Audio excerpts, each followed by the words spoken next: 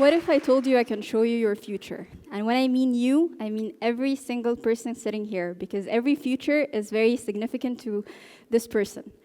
And futures are different from one person to another because you have your own hopes and dreams, you have your own aspirations.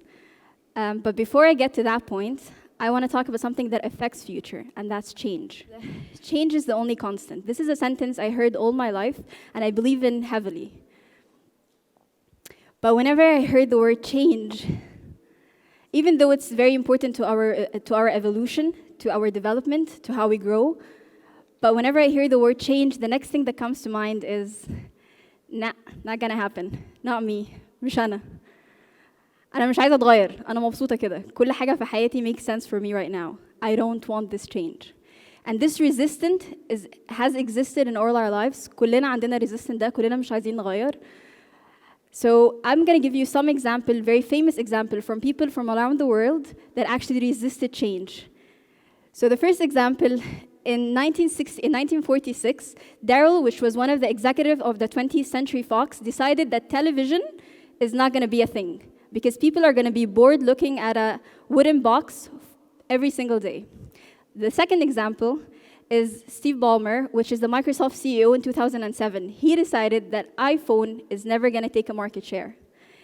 And this is my personal favorite. So the president of the Michigan Saving Banks in 1903 was convincing Henry Ford's lawyer not to invest in Ford because he thought that the horse is here to stay and that the automobile is just a novelty. So what went wrong? What happened here? Are those people mistaken in the way they were thinking? Actually, they're not. So an innovative mind that wants to create a new technology, they see the future right now.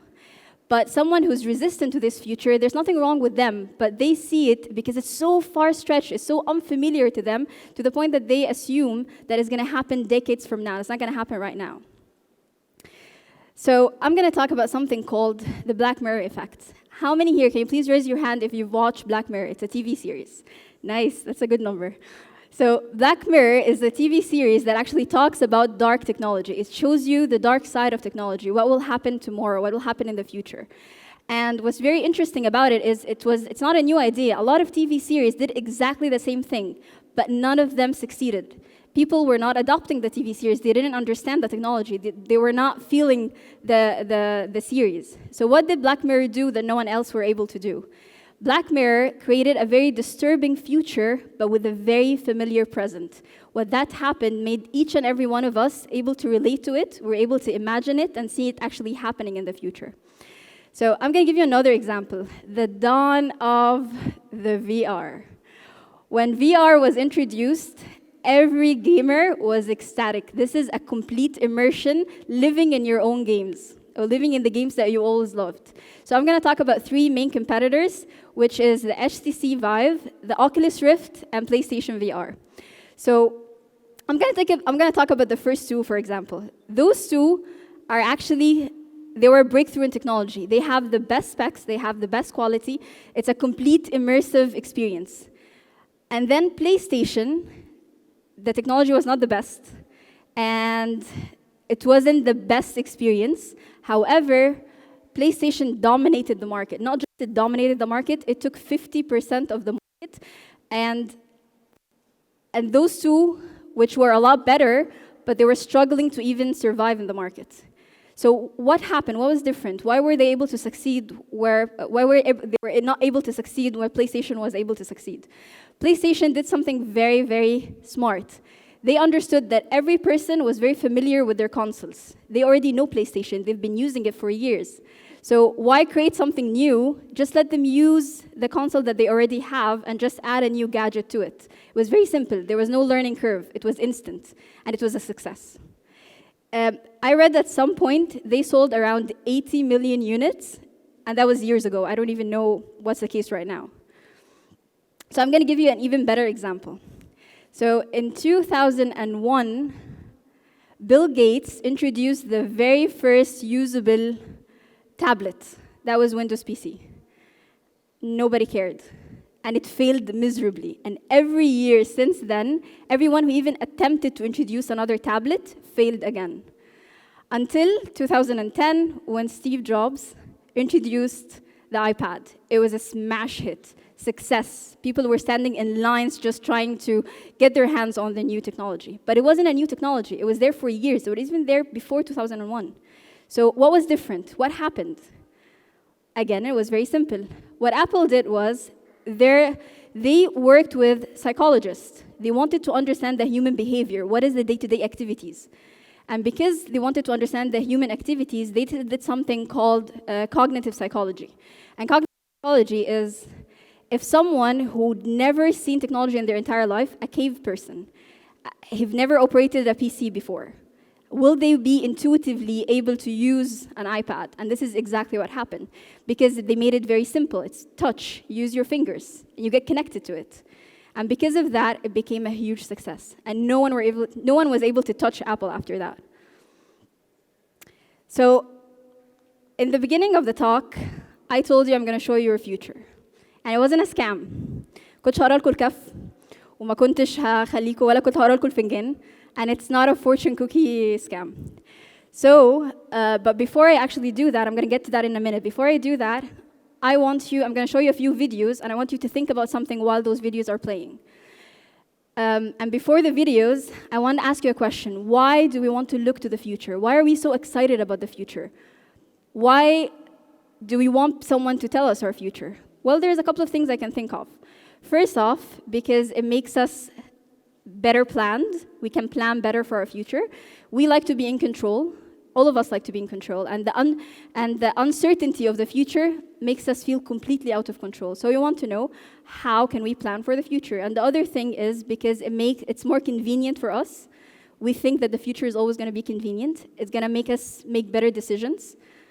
So those are just some of the examples. So I'm going to show you a couple of videos, and while you're watching the videos, I want you to think about the possibilities of how can this enhance your life? How can it excite your life? How can it make you more in control of your decisions?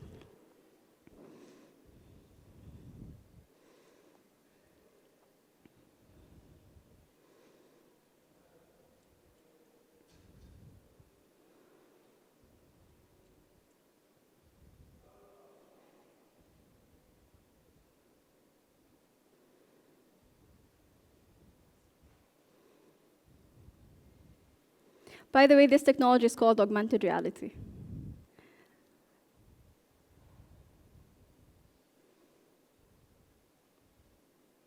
So this car doesn't exist, and you're seeing it in a real world, and someone is actually walking around it, but it's not there.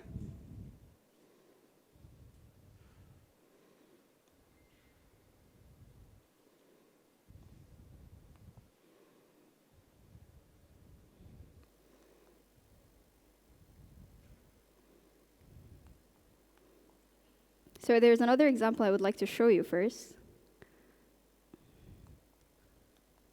Yep. This is also augmented reality.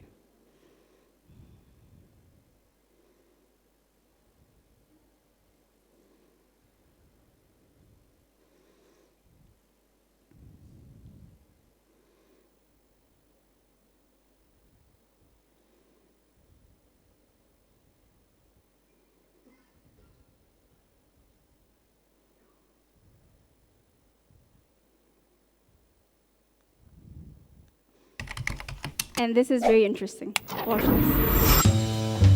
For some of us, there are few things more exciting than a device that could get certain people to shut up. And that's just what Japanese researchers say they've created with the new speech jammer gun. Using a directional microphone, a directional speaker, and a distance sensor, the gun trips up its target by playing back their own voice to them at a slight delay of around 200 milliseconds. Think of it like that annoying cell phone echo, but scientifically designed for getting you to clam up.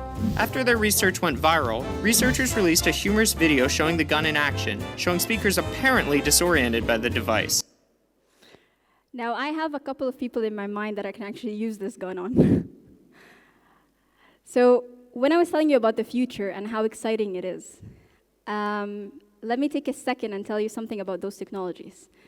So, the speech jammer, the gun I just showed you, it's actually been invented 7 years ago. Yes, it's been here for so long. And augmented reality, 1990. VR, it's been here since 1962. All this technology has been in our lives, it's been all around us, but we're not aware of it. And how much our life can be better if we just look at it. So we don't need to go to the future. What we need to do is take a step back to the future and look at the possibilities of what we have, because the future is right now. Thank you.